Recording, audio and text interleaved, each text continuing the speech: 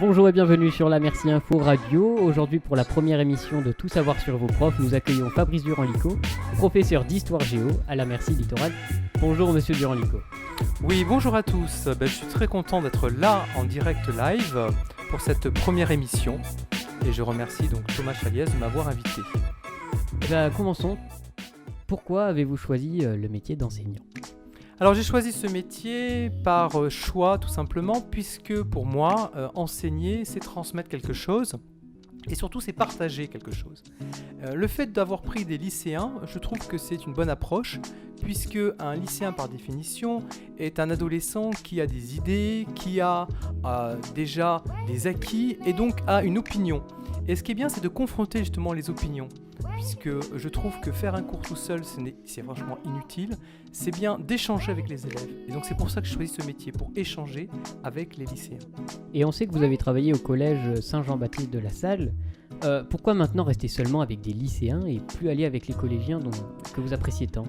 Alors, j'ai choisi les lycéens parce que justement, il y a une ouverture d'esprit et un dialogue qui peut se créer.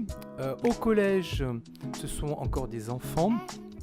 On reste dans la matière. Là, on peut vraiment débattre des sujets d'actualité et le travail est de qualité avec des lycéens et ça, c'est vraiment appréciable. Donc au collège, en fait, on fait n'importe quoi. Le problème des collégiens, c'est qu'au niveau d'une discussion, on ne peut pas débattre sur des sujets d'actualité. Je prends l'exemple, par exemple, sur le terrorisme. Il est plus difficile de discuter avec un collégien qu'un lycéen. Un lycéen a déjà son opinion sur le sujet. On a appris que vous étiez en train de passer votre agrégation. Pourquoi ? Alors l'avantage de cette agrégation, c'est bien entendu de passer après un total de 15 heures. Donc moins d'heures. Moins d'heures de travail. Moins d'heures de cours, mais également une façon de pérenniser son emploi. Ça change quelque chose dans la rémunération ? La rémunération, je pense pas énormément. Bon, il y a sûrement une petite prime quand même, puisque l'agrégation, tout le monde ne peut pas l'avoir. Moins d'heures, plus d'argent. Et ça vous intéresserait pas de passer à des écoles supérieures ? Pourquoi pas ? Pour l'instant, c'est pas un de mes objectifs. Pour l'instant, moi, je trouve que les lycéens sont assez surprenants. Et c'est vrai que je passe de bons moments avec eux, même si le travail est intense. Donc chez vous, vous travaillez, vous regardez des documentaires, vous lisez... Alors, bien entendu, comme tout le monde, j'ai une vie aussi à côté. Mais il faut savoir que quand on est professeur d'histoire-géographie, il est évident que l'actualité, c'est l'essentiel. C'est-à-dire que je me tiens au courant de ce qui se passe et bien entendu, je lis également des quotidiens. Bon, en cours, vous jouez un rôle. Est-ce que vous êtes vous-même, en fait ? Oui et non. C'est-à-dire, c'est une partie de moi, disons. Disons que j'ai plusieurs facettes. Quand on est enseignant, on joue un rôle. Il ne faut pas se leurrer dans la vie de tous les jours. Je vous rassure, je ne répète pas 10 fois la même chose. Je ne vais pas obliger l'élève à faire un travail. Dans la vie de tous les jours, je suis une personne lambda. Vous êtes au marché et vous faites vos courses. Exactement. Je suis assez tenace, c'est-à-dire que quand je veux un produit, c'est ce produit que je veux et pas d'autre chose, quoi. Vous vous trimballez toujours avec vos sacs Carrefour. Vous n'avez pas peur à un moment d'être pris pour un SDF ? Non, plutôt homme sandwich. C'est-à-dire qu'en fait, c'est de la publicité. Je me suis aperçu que l'avantage du sac, et je le dis en toute humilité, c'est que ça permet de transporter les copies. On vous a vu aller à la Fnac avec vos sacs Carrefour. Ah, là, je faisais mes courses, pas pareil. Je fais mes courses et après, je vais à la Fnac. Je peux très bien faire les deux. De temps en temps, j'aime bien changer de sac pour mettre un peu d'animation. Par exemple, là, c'est le Brésil, puisqu'il y a eu la Coupe mondiale. Après, il y a le sac Languedoc. Puis il y aura après le sac Noël. Voilà, quoi. On pourrait savoir les thématiques. Voilà. Vous changez tous les mois. Quand même pas. Est-ce que vous aimez les sensations fortes ? Tout ce qui est parachutisme, vitesse ? Non. Et pourtant, en classe, on vous voit bouger partout. Alors, ça, c'est mon caractère. J'ai toujours bougé, quel que soit mon âge. Et je pense que plus ça va aller, plus ça va continuer. Et vous dormez pas la nuit ? Si, un peu quand même. Un peu quand même ? Voilà. Parce que vous êtes venu donc au voyage à Minorque avec nous, avec les secondes de l'année dernière. Oui. Et on vous a vu tous les soirs dans les couloirs. Jamais en train de dormir, vous avez peur ? Pas du tout, mais disons que j'ai un rythme de sommeil... Vous avez la phobie du noir ? Non, pas du tout. J'ai un rythme de sommeil qui est assez parcellaire et je dors par cycle. Donc là, j'ai pas un cycle de sommeil. Vous corrigez vraiment nos copies la nuit ? Quand même pas toute la nuit, je vous rassure. Vous dormez 3 heures, 4 heures, 5 heures ? 4-5 heures. Et donc vous dormez seul ou en couple ? Cela ne vous regarde pas. Quand vous nous faites passer à l'oral, qu'est-ce que vous ressentez en vous ? Qu'est-ce que vous avez envie de nous donner une mauvaise note ou alors au contraire non, moi je pense que c'est vrai que la manière dont j'interroge les élèves peut parfois surprendre, mais l'objectif c'est de faire réussir l'élève. Donc c'est vrai que j'ai mis beaucoup de cœur à l'ouvrage, mais certaines personnes, c'est vrai, ont du mal à passer ce cap de l'oral, alors que c'est pas si terrible que ça quand on y passe. Parce que vous savez que pour nous, c'est compliqué de passer à l'oral. En fait, c'est apprendre à travailler au fur et à mesure, c'est ça l'objectif, c'est pas que d'être interrogé à l'oral, quoi.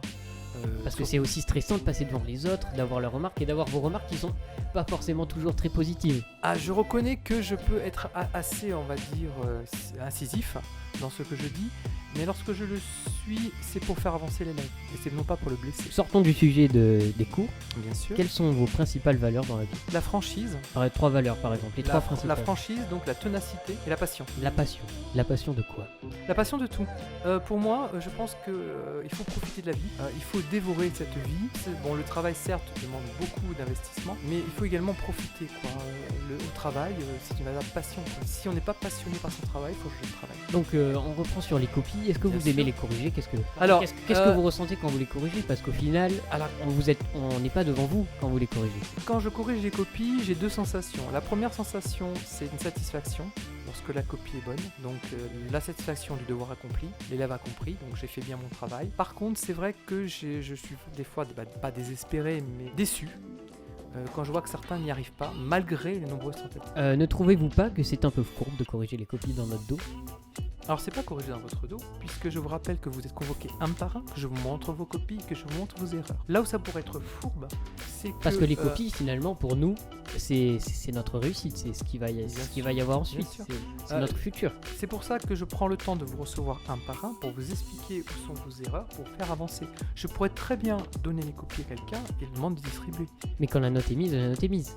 Ah mais ça, il faut assumer, hein. Moi je ne fais que le reflet de votre travail. Avec toutes ces copies à corriger, est-ce que vous vous sociabilisez en dehors de l'établissement? Oui, contrairement à ce que vous pensez, oui. Alors, actuellement, il est vrai que le concours me demande beaucoup de temps. Tous les vendredis. Pas que les vendredis, puisque un concours ça se prépare en 24 heures sur 24. Mais j'ai une activité en dehors du travail. Quelle est cette activité? Je fais du théâtre d'improvisation, ce qui ne vous surprend pas. Vous regardez quoi à la télé? Le journal de Gilles Boulot ou la météo d'Elvin Delia? Allez, on va dire la météo sur le journal. Bon, je regarde tout le temps de toute façon. Je regarde le journal et de temps en temps la météo. Oui. De temps en temps. On retient donc que vous avez une approche plutôt féministe du monde. Je veux pas vexer mes dames. Comment est-ce que vous vous décririez-vous? Alors, impulsif, direct et incisif. Et est-ce que ça vous pose pas de problème, ça, dans la vie? Non, parce que moi je pense qu'il faut être soi-même. Alors il est évident que je suis pas tout le temps incisif, je suis pas tout le temps impulsif, je suis pas tout le temps direct, mais je pense que si on veut réussir dans ce métier d'enseignant, il faut être soi-même. Les élèves ne sont pas dupes. On a réalisé une petite enquête pour savoir ce que l'équipe éducative pensait de vous. Je vous laisse écouter. Que pensez-vous de Monsieur Durand-Licot?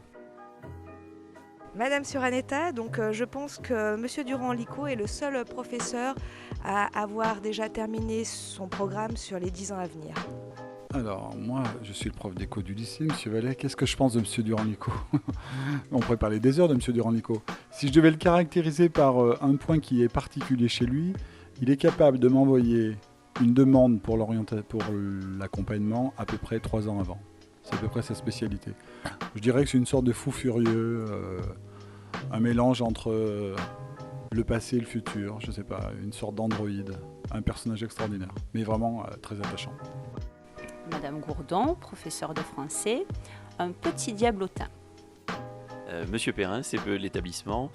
Monsieur Durand-Licot, c'est le psychopathe de l'histoire géo dans l'établissement. Donc bonjour, Jean-Christophe Darnatic, professeur de PS.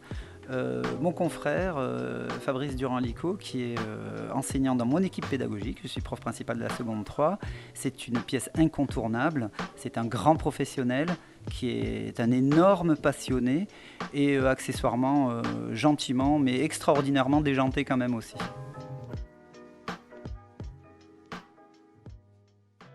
Alors, quelles sont vos réactions? Il n'y a pas de fumée sans feu, quoi.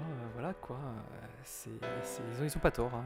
Bon, vous les avez vraiment choisis ou Non. vous avez payé peut-être? Pour terminer, Pascal Mox-Côtéoc, professeur d'anglais, vous a rédigé la météo d'aujourd'hui que vous allez nous présenter. En anglais en plus. Oh, good. Is everyone and welcome to your favorite daily weather forecast live from La Merci High School. To my pronunciation. I'm sorry to say that Monday, October 3, we'll see a small drop in temperatures between degree Fahrenheit in the morning to 71, most likely in the morning. Humidity, bye.